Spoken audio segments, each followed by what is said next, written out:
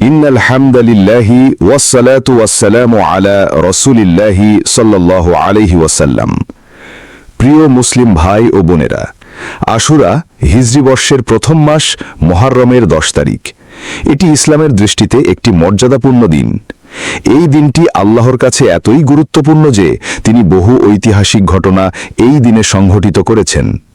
আল্লাহ তাআলা ইরশাদ করেন, নিশ্চয়ই আল্লাহর নিকট মাসসমূহ 12টি, যেদিন তিনি আসমানসমূহ ও জমিন সৃষ্টি করেছেন।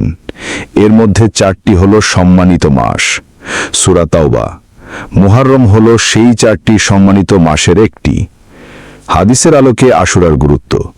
রাসূলুল্লাহ সাল্লাল্লাহু আলাইহি ওয়াসাল্লাম বলেন, রমজানের পর সর্বোত্তম রোজা হল মুহররম মাসের রোজা। সহিহ মুসলিম। বিশেষভাবে আশুরার রোজা রাখা অত্যন্ত ফজিলতপূর্ণ। নবীজি আরও বলেন, আশুরার রোজা বিগত 1 বছরের গুনাহ মাফ করে দেয়। সহিহ মুসলিম। এখন তাহলে আমাদের করণীয় কি? 1. আশুরার রোজা রাখা। সম্ভব হলে 9 ও 10 অথবা 10 ও 11ই মুহররম 2 দিন রোজা রাখা উত্তম। কারণ রাসূল সাল্লাল্লাহু আলাইহি ওয়াসাল্লাম বলেছিলেন, আমি যদি আগামী বছর বেঁচে থাকি তবে অবশ্যই 9 তারিখেও রোজা রাখব। সহিহ মুসলিম। 2. তাওবা ও ইবাদতে মনোনিবেশ করা। আশুরা হলো গুনাহ মাফের সুবর্ণ সুযোগ।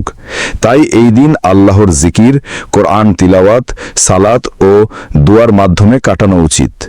3. বিদআত ও কুসংস্কার থেকে দূরে থাকা। অনেকে এই দিন বিশেষ খাবার রান্না, গোসল, সাজসজ্জা কিংবা মাতম করা ইত্যাদি কাজ করে থাকেন, যা হাদিস সম্মত নয়। রাসূল সাল্লাল্লাহু আলাইহি ওয়াসাল্লাম কখনোই এসব কাজের কোনো নির্দেশ দেননি। তাই আসুন আমরা আশুরাকে হাদিস অনুযায়ী পালন করি। অতীতের গুনাহ মাফের আশায় এই ফজিলতপূর্ণ দিনে রোজা রাখি, ইবাদতে মগ্ন থাকি এবং আমাদের জীবন আল্লাহর রঙে রাঙিয়ে তুলি। আল্লাহ আমাদের তৌফিক দান করুক। আমিন। এমন আরও ইসলামিক ভিডিও পেতে আমাদের চ্যানেলটি সাবস্ক্রাইব করুন।